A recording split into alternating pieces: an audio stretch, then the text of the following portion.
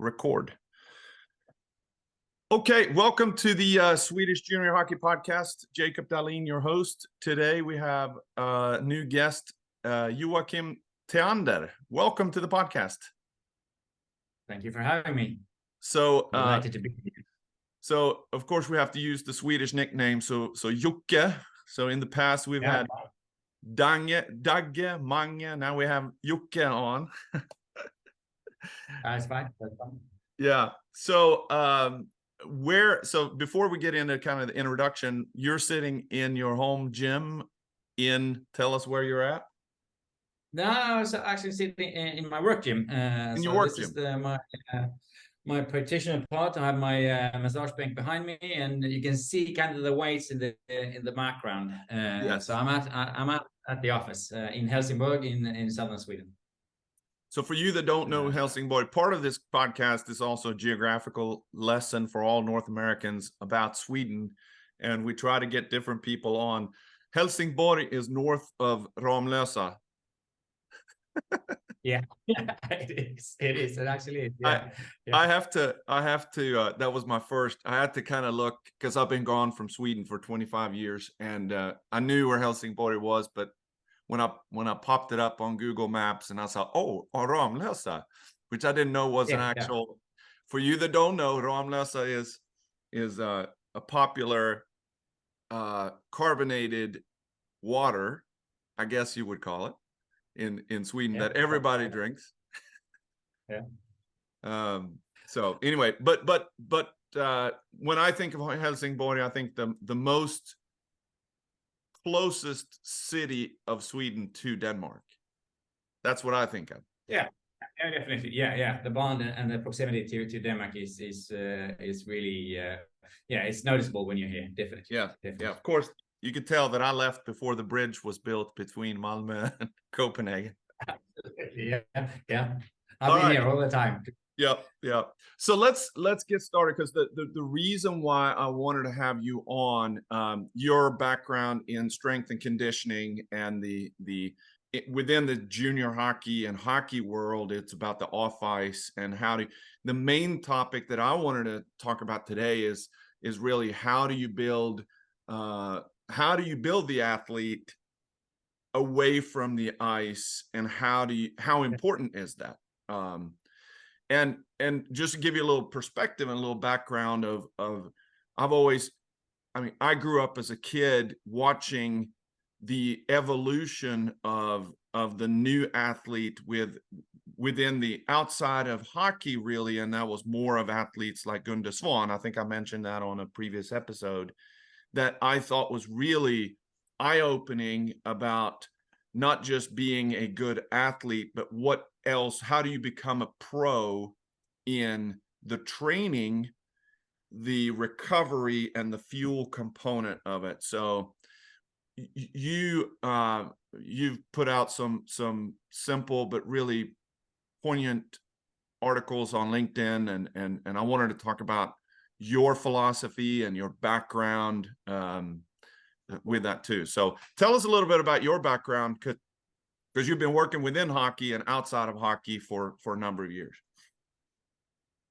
Yeah, absolutely. So I started out as a personal trainer back in, I think I got my license in 2010, and started working at a commercial gym. And I did that for quite a while. So I didn't get into training athletes for the first 5 years. So the first 5 years I just had like regular mortal clients training. The thing that I kind of noticed there was that I came to a point where I started giving people training programs or templates where we did changes more for the sake of change than that we were actually heading somewhere. I'm not particularly good at sales, so in order to kind of make a living, I needed to create results that kind of spark for themselves. So I started just poking around the internet and just trying to find good sources of information. And I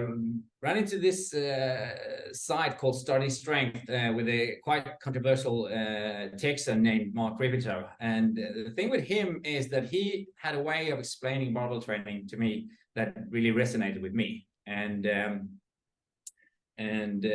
even though he hasn't got all the answers, it was a good start to grow. But I could see that after working from his philosophies and what he was thinking about training for a couple of years, I did solve a lot of problems during that time. But there were also problems that wasn't solvable and that kind of sometimes got worse.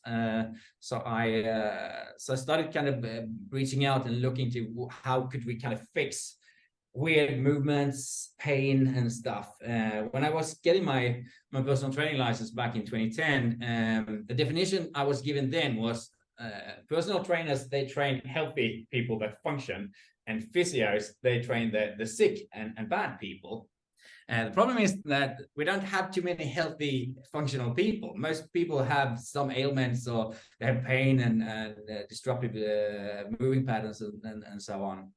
So I started kind of looking at how I could kind of fix the errors that barbell training could not do. So I had my philosophy was like I quite early picked up that most physical performance, or all physical performance, is kind of a base, is a derivative of strength, if you might say. So if you're strong enough, you will be able to handle most of the stuff that life kind of throws at you. So I had to kind of reconsider that.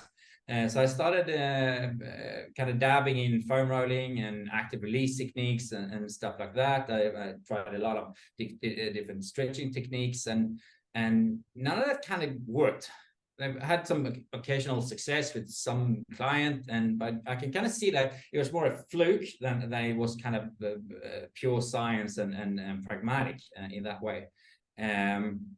So then I started tapping into kind of the biomechanics of the body. How does the body work, and why does it do all these movements, and how does the muscles attach, and how does it move over the joints and stuff like that? And I had some additional success from there.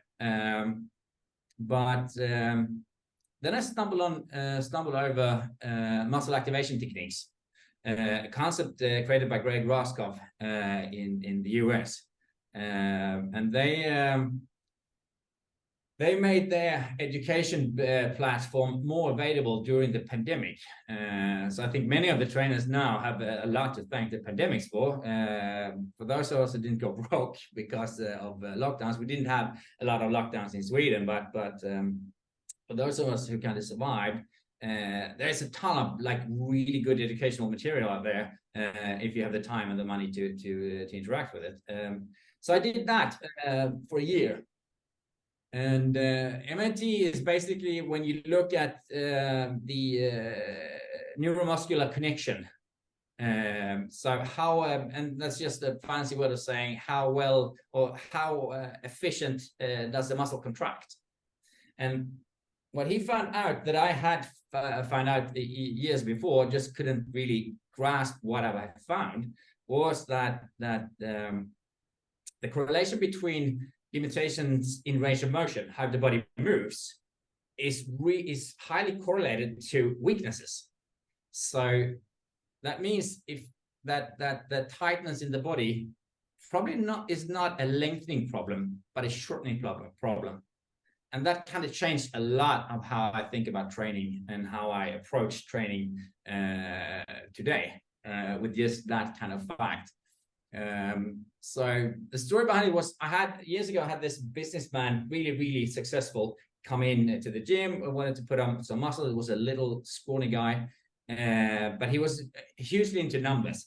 And I mean, this guy is the stiffest person I've ever met, before and after. I mean, this guy was stiff as a brick. So he could barely touch the top of his kneecaps with his fingertips without kind of really hunching over. So I did all this foam rolling and ART and stuff for him for 10 weeks. So he paid for 10 weeks, and we had 0 results. I had nothing to show for it. And he was furious, understandably, and wanted a refund. So after talking to him for quite a while, kind of trying to calm him down, we made an agreement that he would give me an additional 10 weeks free of charge. And that's kind of how you learn. When you start working for free, you learn. So I was sitting in my office, just I got this guy to come down and come back. But what do we need? I need to produce some kind of result. And the thing that I knew best then was strength training.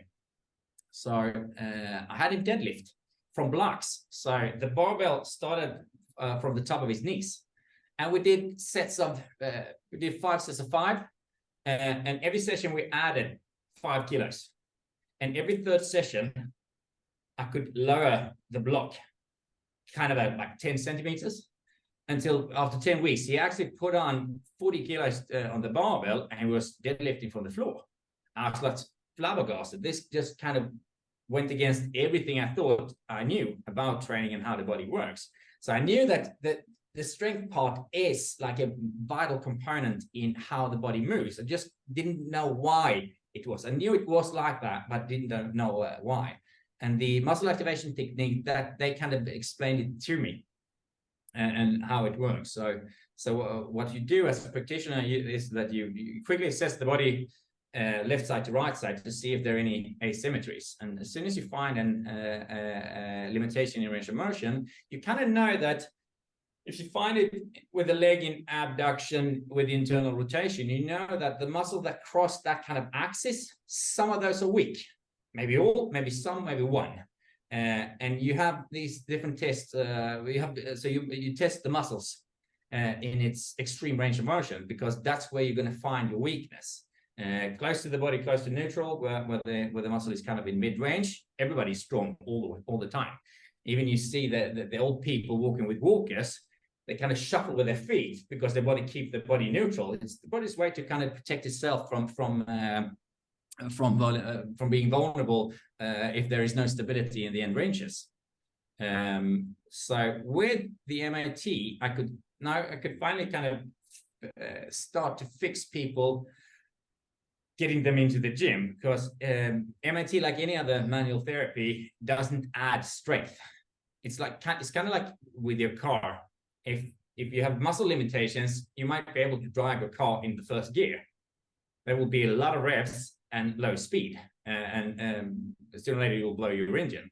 So what the MAT does is it gives you access to kind of all the gears, so you can drive your body as it's supposed to function.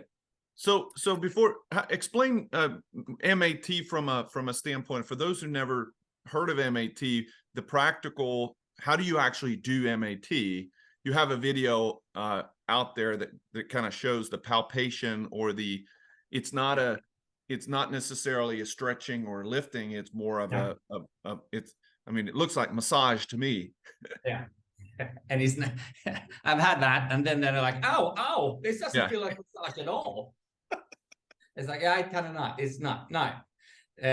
So what you do is you try to reestablish, or you try to fortify or strengthen the communication between the nervous system and the muscles, and you do that with what's called the muscle spindles.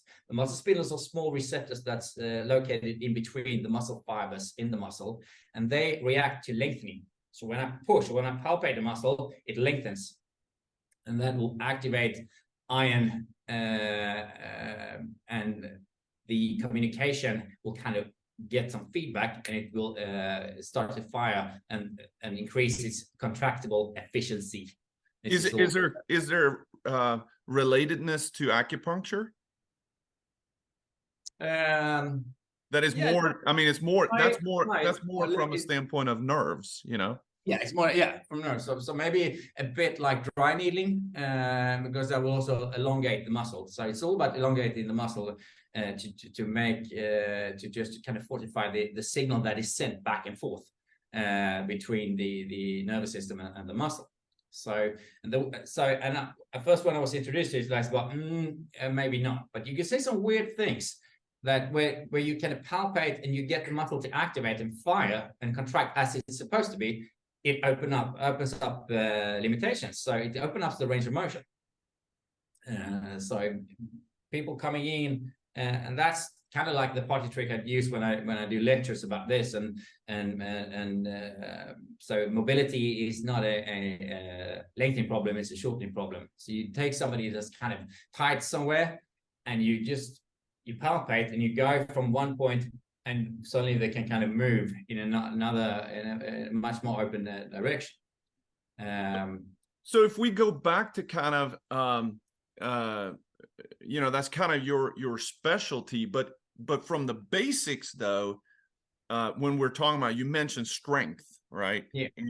And so I'm gonna put a plug in on you have a really good website, so relevantstark.se or relevantstark.se. It talks about the difference between I thought this was really interesting, workout versus training. Yeah. What a lot of people say, well, I'm going to go work out versus I'm going to go train, and the difference. I want to talk about that, and then also the issues when it comes to stability, flexibility, balance, and strength. So talk about that a little bit. It's not just where I'm coming from is a lot of people focus so much time in the hockey world. They focus so much time on improving stick handling, improving shooting, improving edge work, and everything is so much done with skates or with the stick, and very little is built on how am I building my body that is going to be the main tool to use it all. And then if you break down how they build their body, it's mainly the big muscles, or they may be doing they're working perhaps in the not the most optimal way to actually build the athlete's body for hockey or for whatever sport they may be in. So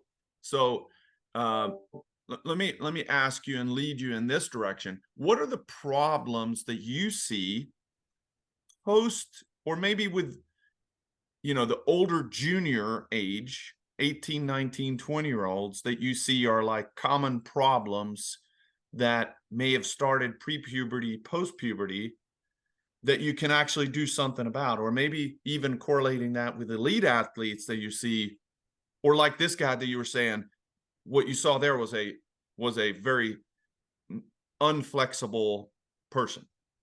Yeah. So what are the problems that you see?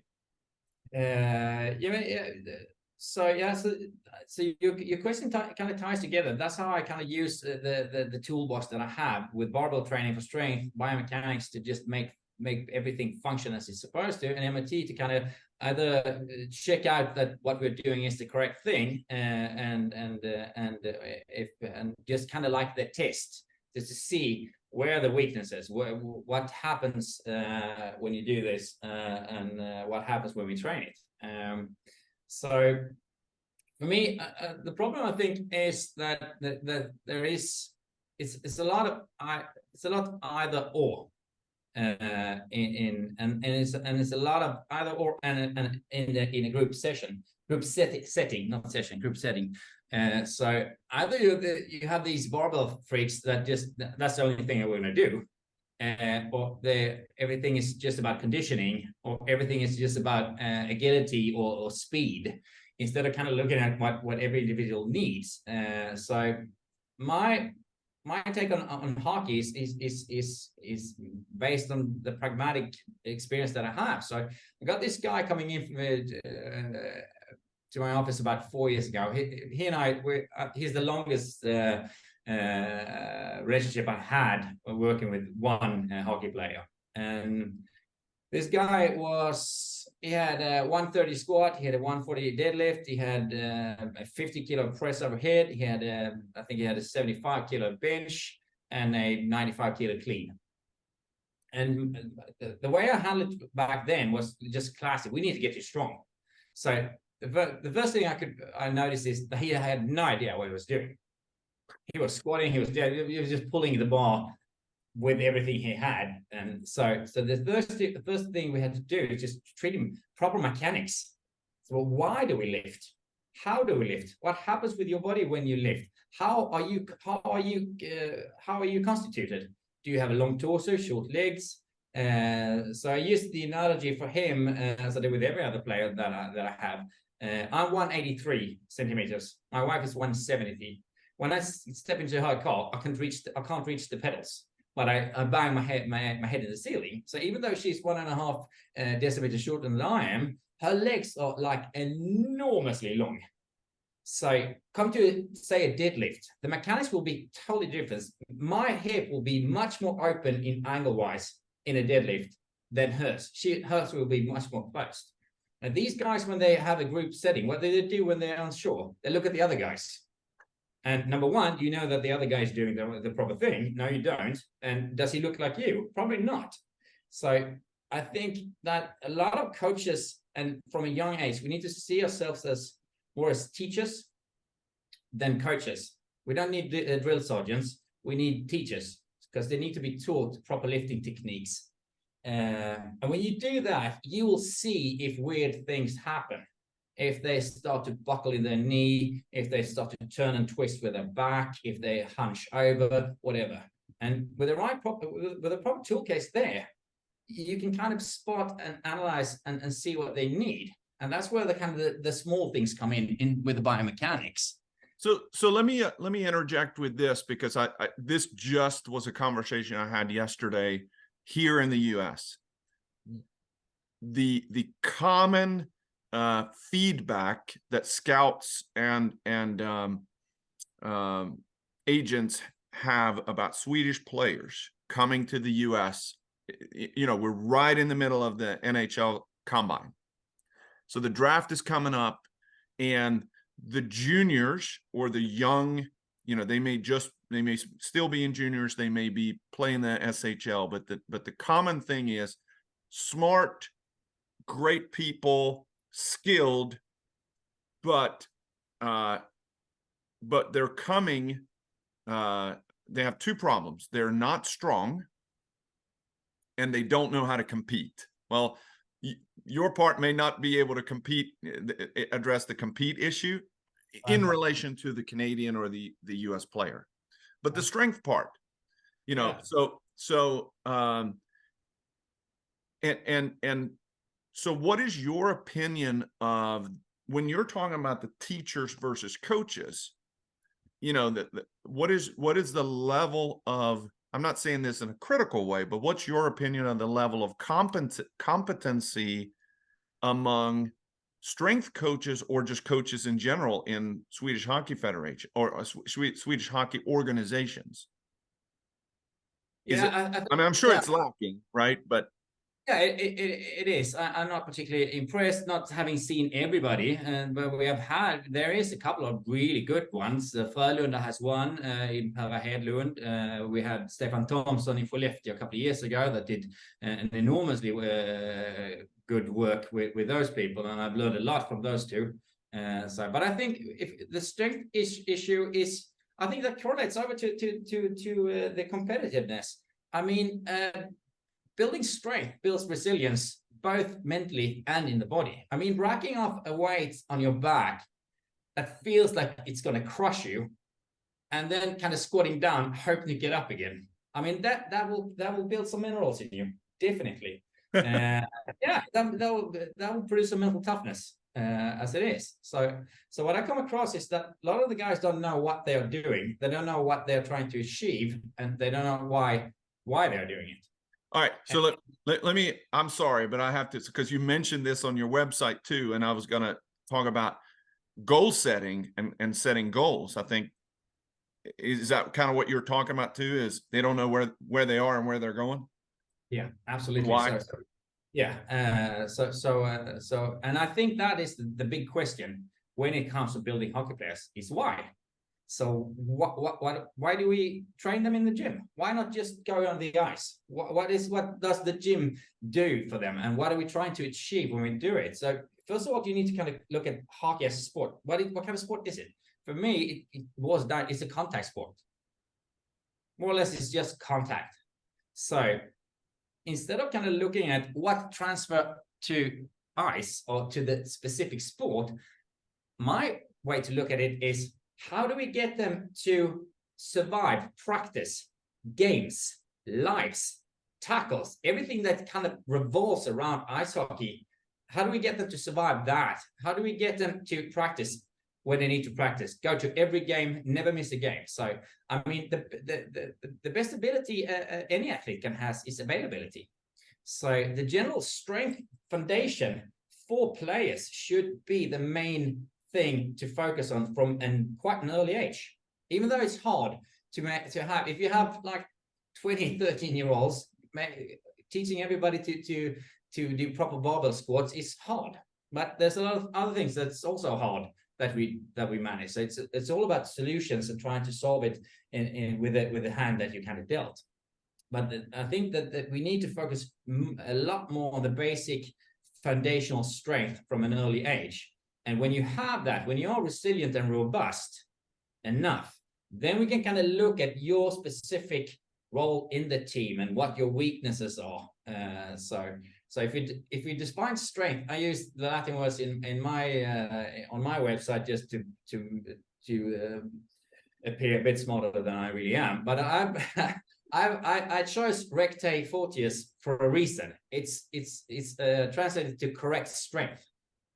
Because if you're the guy that can squat double body weight, but jumping on one leg tweaks your back, then I'm sorry, you're not strong. No, you're not strong at all. You can be rigid and compact in a setting where you're going to do one thing, you're going to squat down, you're going to stand up again. But these kids, they need to be really strong in every angle. And that's where, if you look at somebody who cannot pronate their foot, so the arch of the foot cannot come down, then they will lack internal rotation of the leg. If there's no internal rotation in the leg, there is no internal rotation of the hip. That means when you squat down, you will fall forward, arch your back, and your knees will probably buckle. Then you know you have a problem. What happens when the same kid skates? Since he can't internally rotate when the skate hits the ice, he'll just lean forward, arch his back. That takes muscle power away from the glutes and adds them to the back. Hence, we could have a back problem on our hands. And coming back to the hockey player that I've been with for 4 years, that is what happened. We made him super strong. I mean, he went from 130 to 180 in squat, 140 to 200 in deadlift, benched over 100, and so on and so forth. Still, he'll tweak his back like 3 or 4 times every season, missing 5, 6, 7 games. Then you're not strong. So I had to go back to the drawing board and kind of look at, okay, what are we going to do? By then, the first 2 years he was playing, he wasn't playing around here, but then he moved back and played for a local team. So now I can see him every week. So we did MAT every week, and you could see every week he came in with internal rotation on the right side, in his right hip. Shit. So we started working with his foot and his hip. And last season he played every game, came to every practice, and he didn't tweak his back once. So there's a difference between being strong and being proper strong. So proper strong is like where you can handle what hockey is throwing at you. And being super strong where you have a double body weight bench press is cool on the beach, but not on the rink. So how does that correlate then with kind of what you're also talking about, which is strength is really about power, explosivity, and stability, right? So when I'm thinking about hockey, when you're saying it's a contact sport, totally agree. And it's also it's a one-on-one game, really, right? And it's also a game of starts and stops. Yeah.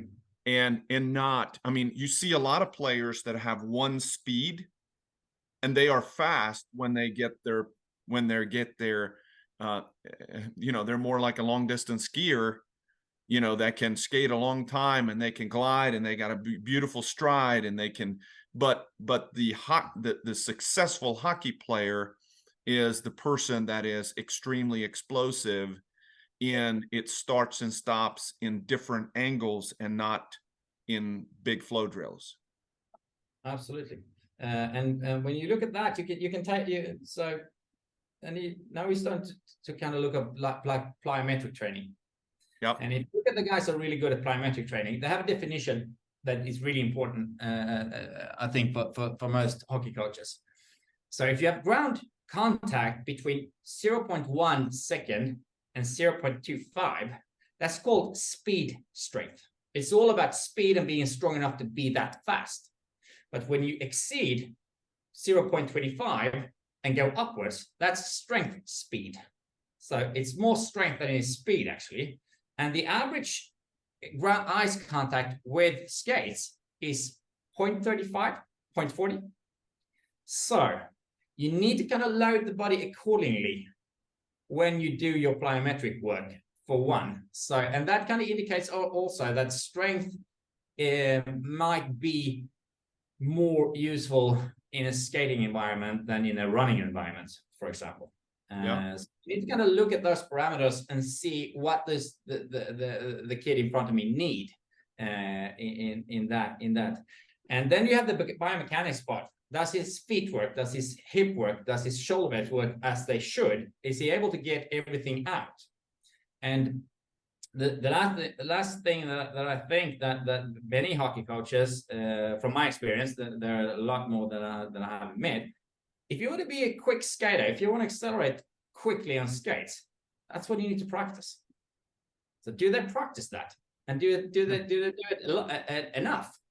So we can only do so much in the gym, and then it needs to be kind of trained or practiced at. I mean, skating fast is a skill more than it's a physical kind of output. Even though it's both, you need to be strong enough to be fast enough. But it's a skill more than it is a strength feature. So I wrote down one of my notes here. Common problems the players learn too late, or is it too late? It's not too late. So what you're saying, so everybody can have gains. So if your flexibility is crap, you can improve it if you acknowledge that you got the deficit, put a plan in place to address it. Yeah, most definitely. I've had 65-year-old academics coming in here looking like the Hunchback of Notre Dame, and we fixed them up. It took time, but these guys that we are talking about, these are like prime human specimens when it comes to physical performance. They will adapt to just about anything, or they won't be hockey players at that age. Yeah. What about, so you also mentioned that and I heard this when I was talking to Dag Venstrom about, one of the things he talked about it was actually a couple of episodes ago, and that's the problem of group training versus individual training. I get it. It's hard. We have limited resources. We have to do group training, but I think that it puts the emphasis on, if you just rely on group training, you're probably not going to optimize. So how do you find that balance? Because in a hockey team, you may only you got a part-time strength coach that may have multiple teams, and we've got this team of, let's say, 20 players, 25 players that I'm working with, and we're probably going to do some type of circuit training. Yeah. So how would you address your player? Take the J20 player that is going into a team that that they're going to have so many on ice practices, they're going to have the strength part before their training. Do you augment a individual plan within the group, or do you say do the group thing but add your individual things to augment that? Yeah. First of all, I really never got why they go into the gym before ice. I've never understood that. That's, for me, that's ridiculous. The main event is always hockey. So if there is nothing left for the strength training, we really don't care. It is what it is. They got what they got, and it is what it is. But going in and leaving some gains on the floor of the gym instead of getting those in the ice, I actually never got that. And when I work with hockey players, I tried to change that, and they just won't have it. And for me, that's super weird. like really, really weird, because we all, if we look at training as a, there's kind of like some rules that we need to abide to. And power training is like, you start with power training, then you do the strength training, because the power training is speed and strength, and the strength training is just kind of just strength. So you do that first, and the same thing goes here. So what if you can squat high number, or you kind of push yourself to the limit with on the assault bike, or whatever you want to do in the gym?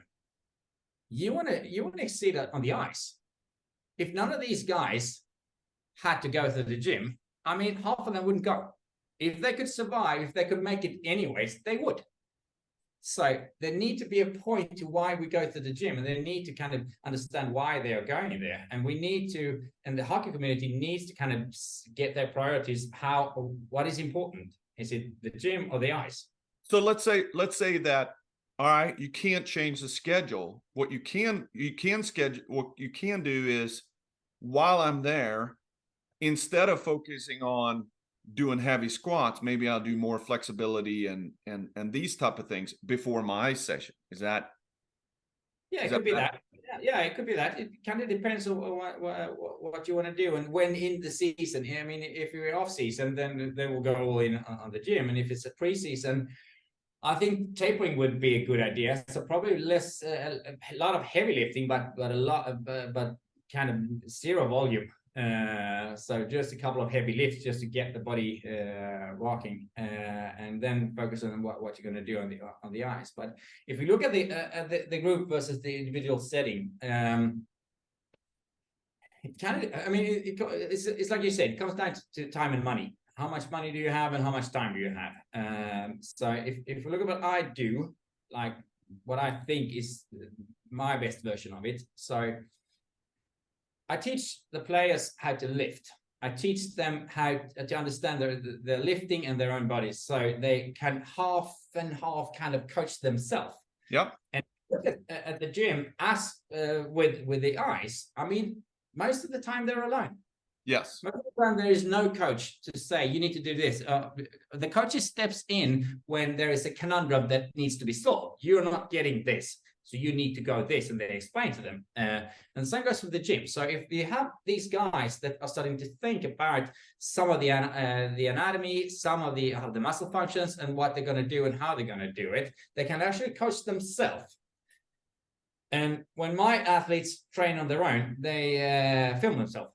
And I have this platform where they load up the videos, so that when they open their app, these are the exercises you're going to do. These are the reps and sets. These are the how much weight you're gonna lift, and this is the rest in between sets.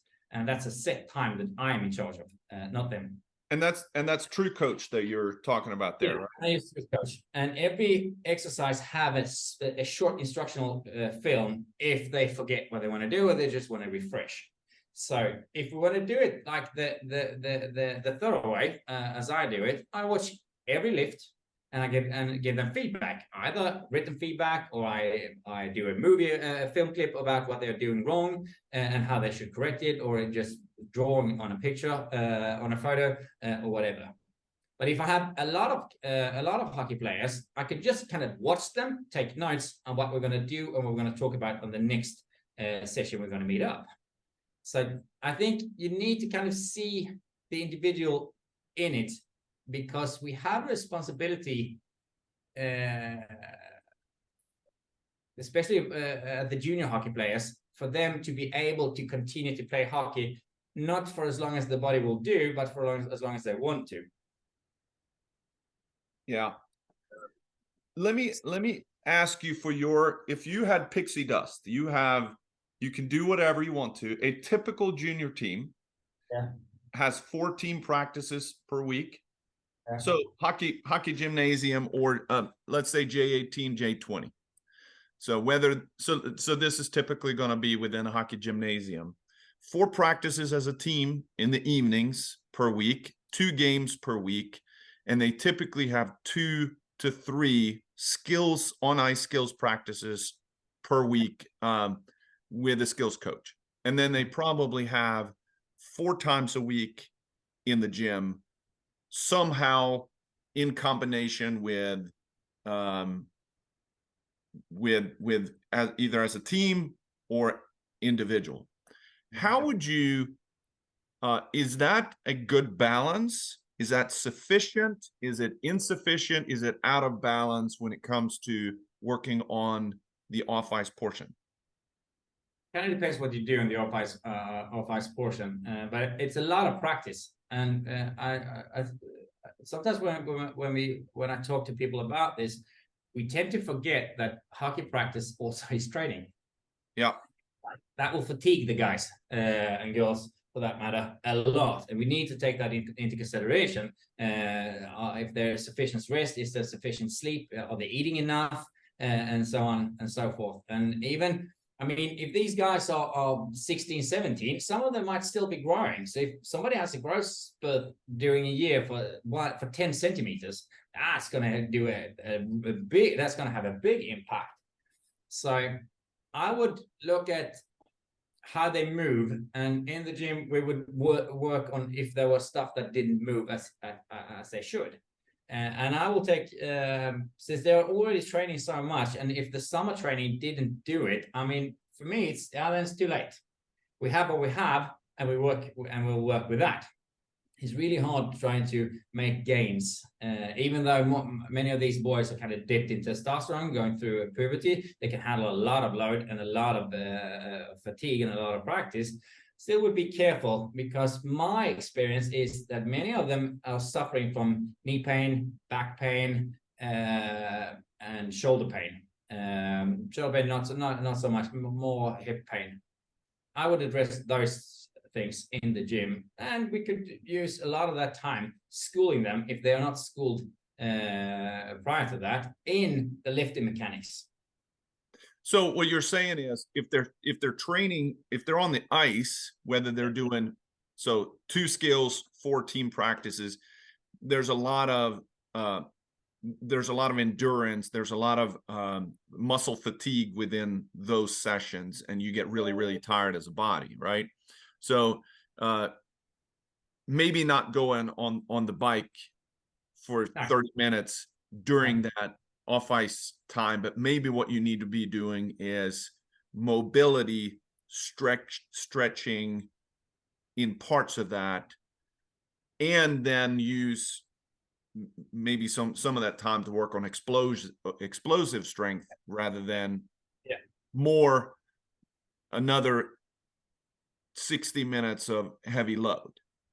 Yeah, I wouldn't do another 60 minutes of heavy load at all. So but I will do. I mean, kind of like what you said now. So I would look at. I mean, first and foremost, what we need to have these people on the ice. Yes.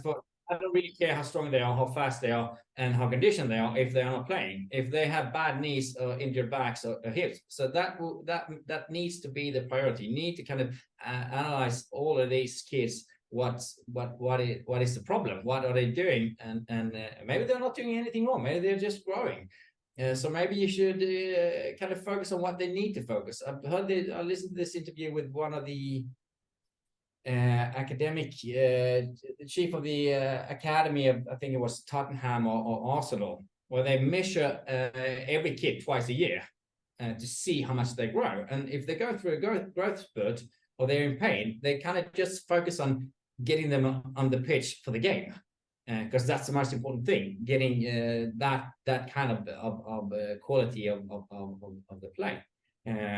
So I think we have during season, off season, and we work on all that stuff. We get them strong, robust, resilient. If there is time over, we'll focus on power and conditioning. If there is not, there will be power and conditioning drills on the ice. And doing preseason, kind of just taper on the gym, getting the last bits and pieces together, and then start to get conditioning them on the ice and getting that coordination back. Because adding muscle mass during off season with not going on the ice, that will kind of ruin your kind of coordination a bit. So we need to kind of restore that. If we could have ice time during off season, that would be the best. But most clubs don't have that option. And then when we then go into the in-season, then we need to work on all the small things that doesn't drain the kids that much, because injuries, I mean, the easiest way for a player never to play hockey again is just blow out his knee or whatever. And we don't want that. Yeah. So we need to kind of check out that all the muscles are there and they're working as they should. And if you don't have a solid battery of tests, that could be really, really hard. So the first kind of group of hockey players that I worked with, they all had one. Some of them, a lot of them had one feature that they had in common. Everybody hunched over when they were supposed to deadlift. They couldn't extend the lower back properly. So my logic to that was needs to be a stiff hamstring. So probably hamstring is weak. So we need to train the hamstring since there is no overstride in skating as there is in running. The hamstring is not elongated under force. Hence, it will become weak. So we did that, and absolutely nothing happened. But just an utter waste of time. So when I had the skill set from MIT to actually test them, what they did have in common is that hip flexors were weak. So for them to not be able to extend their back was actually them not being able to shorten their hip flexors enough. So when you have those kind of abilities to test your theories, then you can look at every individual player. And I think if you have a group of 20 people, you will have like 5 groups or maybe 6 groups that have just like the biggest parts in common. So you need to do 5 sessions, not 25 programs with them. And so for me, it kind of comes down to skill set and being able to analyze what movements you're seeing. So how do you, let's take a new player comes to you. How long does it take for you to analyze, and what are the ways that you analyze? How long can you do that in one session? Yeah, you see quite quickly if there is something weird happening. If you do a complex lift like the deadlift or the squat, you'll see quite immediately if there is something that doesn't work. You can see the foot invert or evert. You can see knees kind of go wobbling all over the place, or having hard time kind of rotating the hip or over rotating the hip, or being just stiff in the chest or whatever. And then you know that. But let's say if you're working with a player from Umeå, yeah, it's a little tough to get that player from Umeå down to Helsingborg. For those who I'm using to the geographical distance of Sweden being a very, very tall, long country, and it's far distance between, and they may not have the means of flying down to Helsingborg. Can you do this remotely, or it's harder? Yeah. You can't do the MAT, but you can analyze what they're doing in the gym. Yeah, that's where the biomechanics comes in. I've done a lot of work for guys like Gary Ward and David Gray that do a lot of things. They call it closed chain mechanics. That means what happens with the body when the foot is on the ground. And so we can work.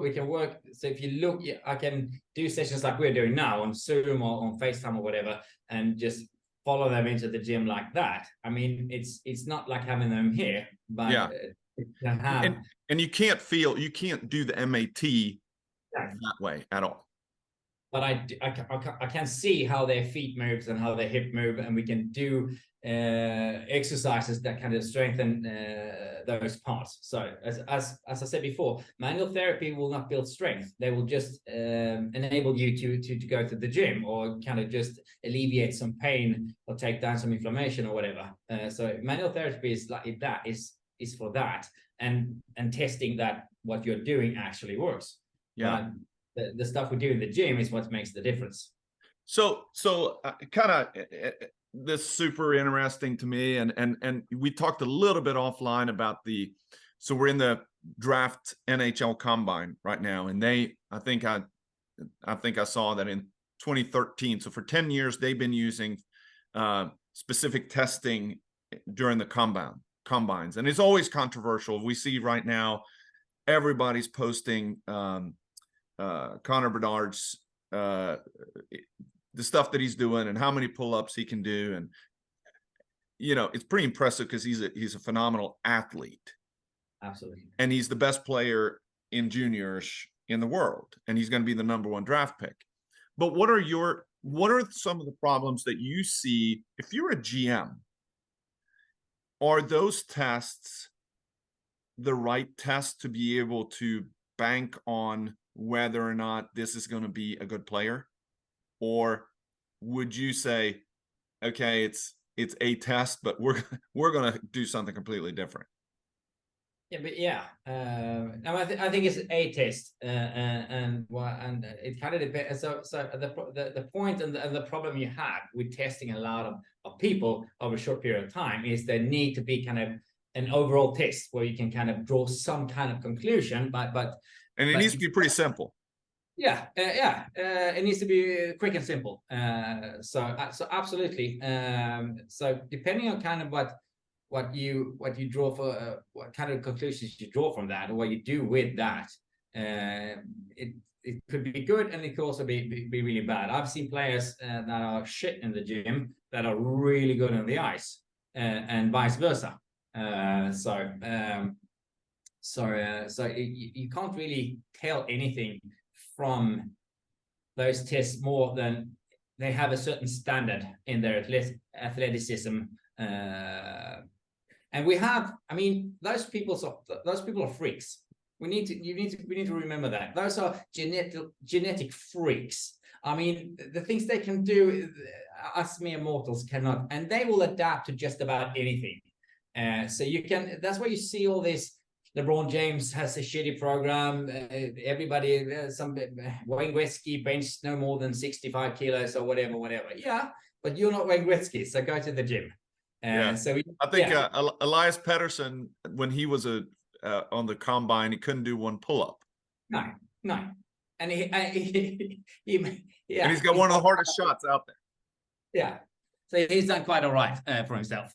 So we're not, but we can't measure with the anomalies like the last percentile. We need to kind of look at what we have in front of us and what we need to do with those people. Kind of depending on what you're looking for. So let's wrap up with this, because I do think that it's I think an important part though is that you have, I mean, there is value to analyze that individual through whatever tests that you do, and to be able to have a baseline of where you are, what your deficiencies are, so you can then put a goal in place of and then a strategy to work on it, right? Absolutely. So you see, everybody needs to kind of get their own battery of tests, and the way I test people is when I put them on the table, I can test.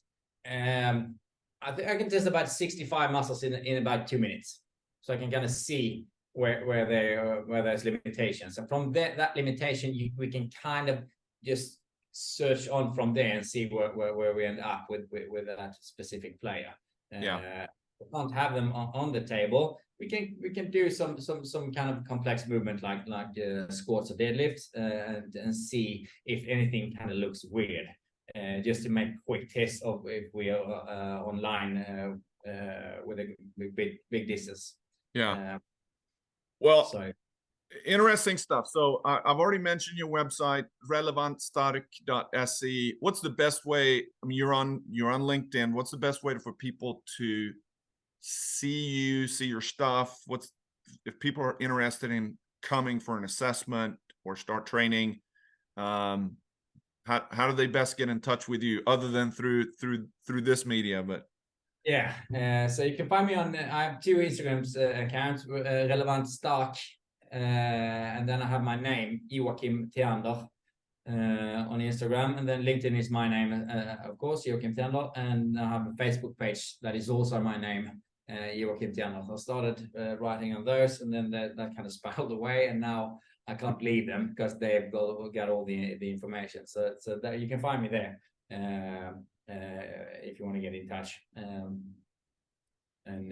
So the biggest thing for me is, but it's the most pushback I get is when it comes to mobility and stability work, that people really want it to be a lengthening problem when it actually is a shortening problem when it comes to mobility. So you're not stiff because you're stiff. You're stiff because your muscles are not able to move you into that position that you desire it to do. and we need to fix that in order for you to function as you should. Yeah. Great stuff. The reason I wanted to have you on was exactly this, to be able to point out, I mean, this podcast is about inform and educate. It didn't necessarily have anything to do with Swedish junior hockey players in specifically, but it's more about hockey players. And I wanted to take the opportunity to kind of highlight this for people out there that are either parents or coaches or players, that this is an important area, and hopefully it hit the mark when it comes to inform and educate, and hopefully also entertain a little bit as well. Absolutely. So, and I think what we need to do in the community is we need to leave the value-based training. How you huff and how you puff and if you puke in the parking lot is not an indicator of good training. Good training is good training, where every kind of workout kind of builds on the next one and the next one and the next one, and that's result driven. We need to work a lot more with that. I see a lot of junior kids, they would just work them to the ground, because I don't want to be outworked by anybody else. And I'm not worried about being outworked. I'm worried about being outspotted by other coaches. Yeah. So less value-based training and more result-driven. Yeah. Awesome. Thanks for coming on. We'll be in touch. And hopefully we can also, as we mentioned before, we got a partnership with Target Aid. So I'm going to get with you about kind of a cause that you feel strongly about, and we'll attach that somehow. Really bad with this right now, but we're just getting started, so we'll find a way to kind of highlight your charitable cause or your thing through Target Aid. So want to thank them for being a partner with the Swedish Junior Hockey Podcast. Absolutely. So thanks a bunch. Thank you so much for having me. It was really great.